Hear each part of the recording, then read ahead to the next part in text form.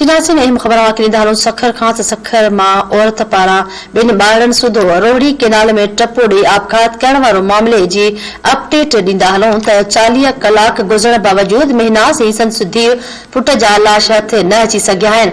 आपघात कंदड़ औरत जे पीउ अमानुल्लाह शेख इल्ज़ाम हयो आहे त धीउ मुड़िस जे तशद्दुद खां तंग थी बिन ॿारनि सूधो आपघात कयो आहे।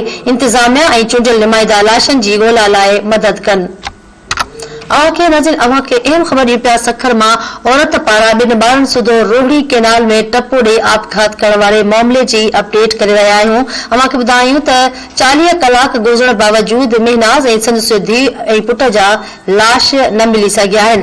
आपघात कंदड़ औरत जे पीउ अमानुल्लाह शेख इल्ज़ाम हयो आहे त धीउ मुड़िस जे तशद्दुद खां तंग थी बिन ॿारनि सूधो आपघात कयो आहे। इंतज़ामिया ऐं चूंडियल नुमाइंदा लाशनि जी ॻोल्हा लाइ मदद कनि।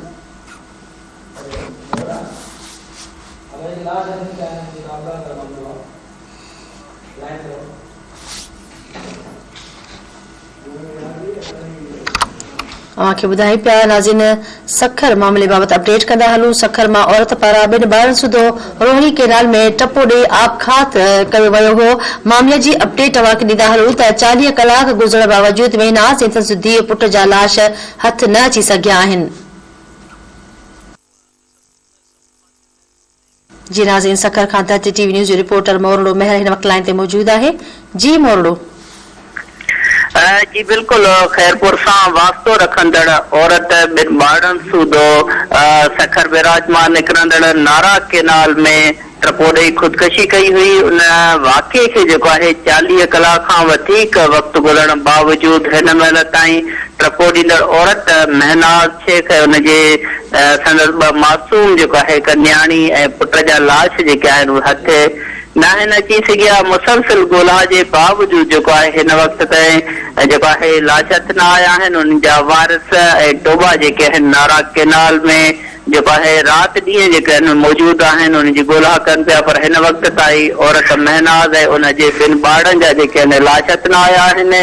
महनाज़ जो वालिद अमाला शेख जो चवणु आहे त संदसि धीउ जेको आहे महनाज़ पंहिंजे मुड़िस जे तशद्दुद खां तंग थी करे जेको आहे हुन ॿिनि ॿारनि समेत नारा केनाल में ख़ुदकशीअ लाइ जब जेको आहे टपो ॾिनो हो। हुन हिन वक़्त ताईं जेको आहे सर्दीअ में राति ॾींहं बीठल आहिनि। हुनजे जेका न्याणी आहे हुनजे ॿारनि जा लाश हथ न आया आहिनि। हुन जे तरफ़ां चूंडियल नुमाइंदनि ऐं ज़िले इंतज़ामिया खां ख़ासि तौर ते जेको आहे अपील कई आहे त हुनजी न्याणी जेका आहे महनाज़ शेख हुनजा जेके 2 ॿार आहिनि उन्हनि जे लाश जेके आहिनि हथ करण में ॻोल्हा में मदद करण जे लाइ अपील कई वई आहे। जी वॾी महिरबानी मोरड़ो महर तफ़सील ॾियण जे लाइ।